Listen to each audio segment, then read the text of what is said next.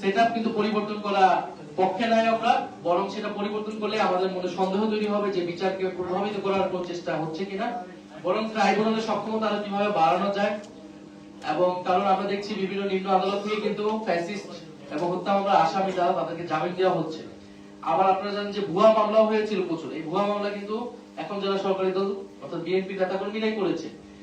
ফলে এই পুরো বিষয়টাই কিন্তু আসলে একটা সুরাহা লাগবে, এবং এই বিচার এবং সংস্কার এটা কিন্তু আসলে সরকার দল বা বিরোধী দলের বিষয় না, এটা জাতীয় ঐক্যমত্যের ভিত্তিতে এইটা নিশ্চিত করতে হবে।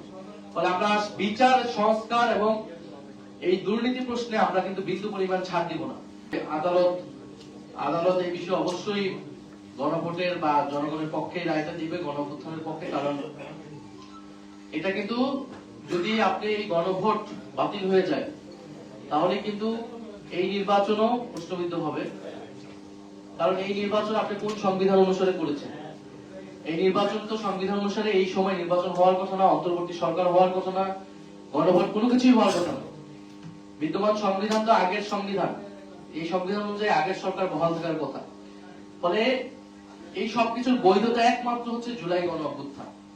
কারণ জুলাই গণঅভ্যুত্থানের জনগণের সার্বভৌম অভিপ্রায় রাজপথে আমরা দেখেছি, সেই অভিপ্রায় অনুসারে কিন্তু আপনারা পরবর্তীতে সংস্কার কার্যক্রমগুলা হয়েছে, গণভোটের আদেশ রাষ্ট্রপতি কর্তৃক দেওয়া হয়েছে এবং সেই আদেশ অনুসারে গণভোট এবং এই নির্বাচন হয়েছে। ফলে যদি গণভোট বাতিল হয়ে যায় ফলে এই পুরো এই সময় সরকারেরও বৈধতা থাকবে না। তারা বলতেছে প্লট নিবে না, তারা গাড়ি নিবে না, কিন্তু তারা ঋণ খেলাপিদেরকে সংসদে নিয়ে গেল, ঋণ খেলাপিদেরকে তারা মন্ত্রিসভায় স্থান দিচ্ছে।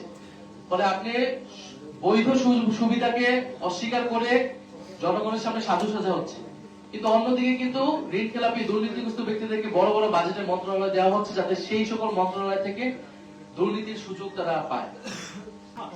বিষয়টা মোটেও বিষয় দ্বিচারিতা করেছে বিএনপি এবং সরকারি দল।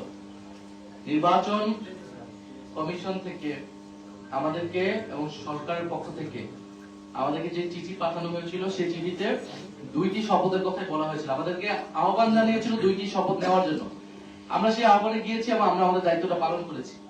কারণ আমরা মনে করি আমরা শুধু সংসদ সদস্য হিসেবে নির্বাচিত হইনি, আমাদের জনগণ আমাদেরকে পাঠিয়েছে সংবিধান সংস্কার পরিষদের সদস্য হিসেবে সংবিধান সংস্কার করার জন্য। আমরা আমাদের দায়িত্ব পালন করেছি, বিএনপি তার দায়িত্ব পালন করেনি। বিএনপি সংস্কারের বিরুদ্ধে, গণরায়ের বিরুদ্ধে অবস্থান করেছে, জনগণ সেটা বিচার করে।